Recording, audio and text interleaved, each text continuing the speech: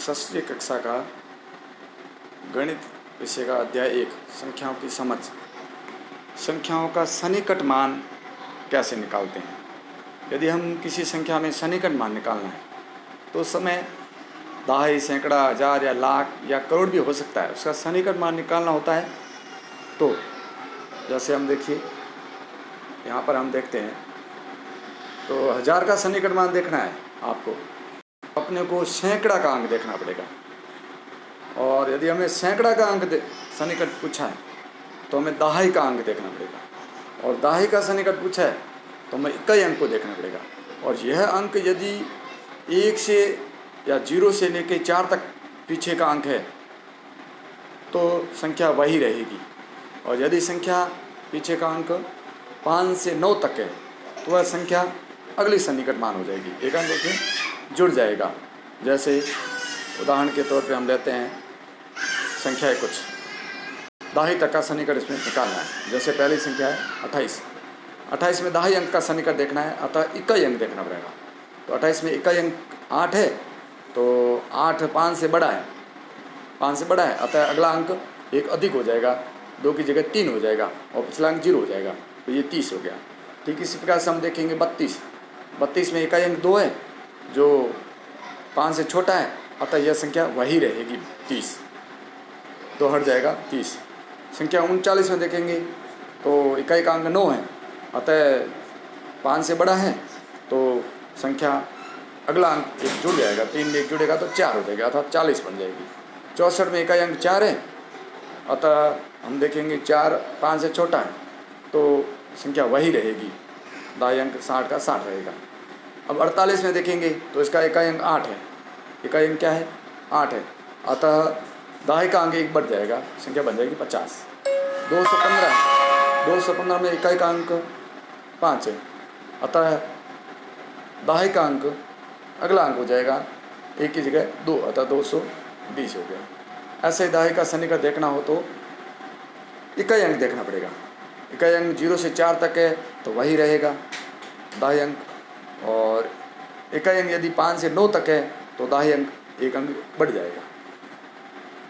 सैकड़ा अंक का सन्निकट निकालते समय सैकड़ा अंक का सन्निकट मान निकालते समय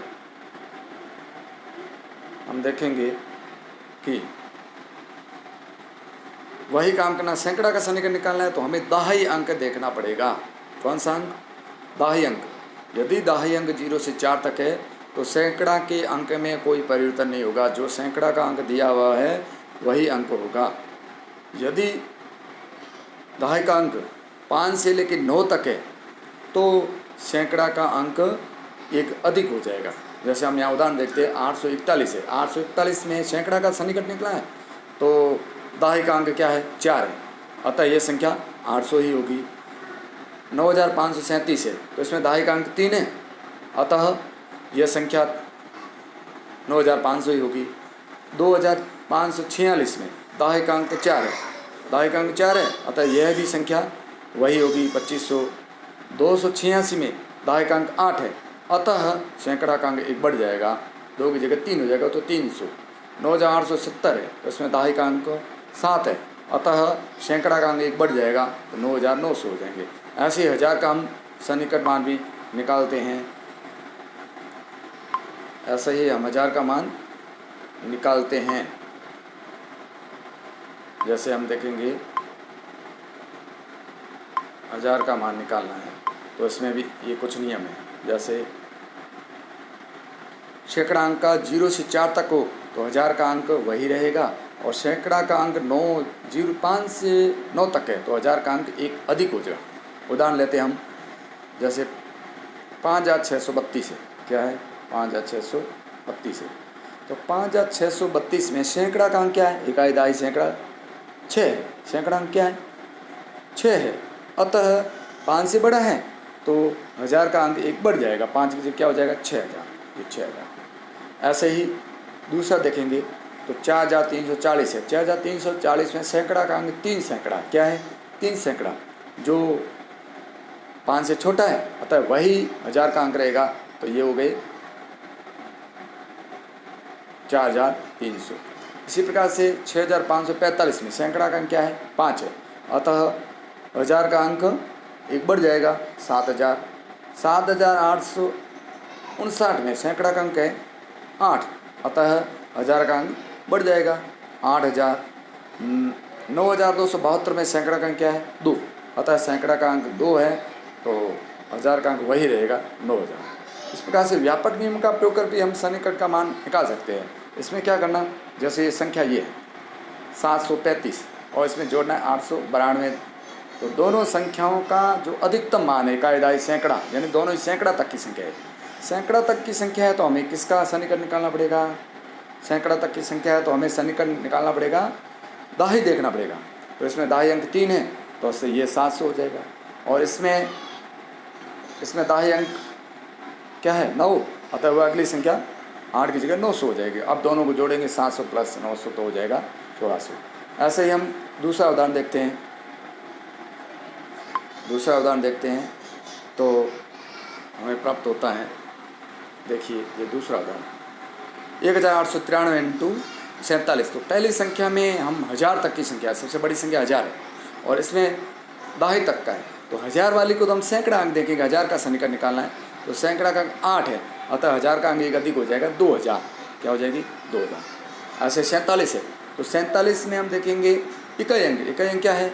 दाही का सन्निकट निकालना है, तो इकाई अंक 7 है, अतः संख्या क्या बन जाएगी? एक बढ़ जाएगा, 4 की जगह 5 होगी, 50। तो 2000 इंटू 50 करेंगे तो उत्तर ये हमारा प्राप्त हो जाएगा। इसी प्रकार से घटाव करना है तो भी यही देखना, पहली संख्या जैसे तीसरा उदाहरण लेते हैं, तो 57,832 में से 4,837 घटाइए। अब पहली संख्या 10,000 है, तो 10,000 है, अतः हमें कौन सा अंक देखना? 1000 का सन्निकट देखना। तो 1000 में अंक क्या है? यहाँ 7 है। क्या है?